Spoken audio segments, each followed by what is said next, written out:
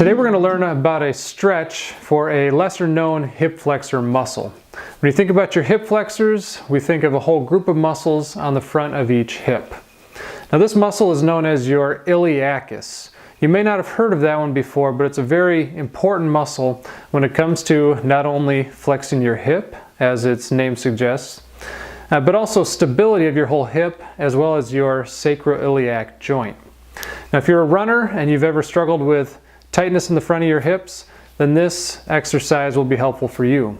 If you've ever struggled with tightness on the deeper part of the inside of your hip, even into your groin, then this stretch may also be helpful for you.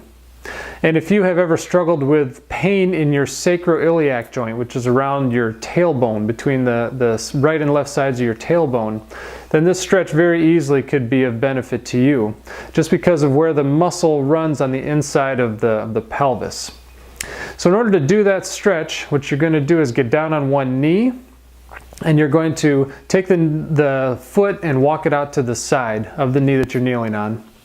And then the foot that's on the ground, the front foot, you're going to walk that out to the side to get some real width between your two legs. Then in that position, you're going to gently rock forward with your hips, making sure that you're driving with your hips and not just arching your back. You can do this stretch one of two ways. You can either just lean all the way in until you feel an aggressive stretch in the front of your hip, in the front of the hip of the kneeling leg, that is. And you can hold that for 30 seconds, a minute and a half, until you feel the pressure start to relax. But you can also do that in a dynamic way if you're just getting your body warmed up for your run. And all you'll do there is gently find that end range and gently rock forward and backward about 30 times, or until you feel the muscle start to adapt to that new and deeper position. So try that stretch as part of your warm-up as well as part of your cool-down. It's a muscle that, again, it's a hip flexor, so it works with all the other hip flexor muscles to swing your legs forward and backward with every step that you take. But when your foot is on the ground, it becomes a very, very important muscle for stabilizing your hip as well as stabilizing your pelvis.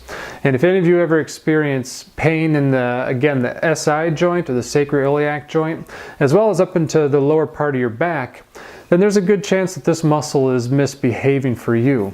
In which case, stretching it out ahead of time to properly warm it up, as well as stretching it out afterwards to really get it to relax, could be very, very helpful for you as you continue to run without pain and find ways to run faster and more efficient.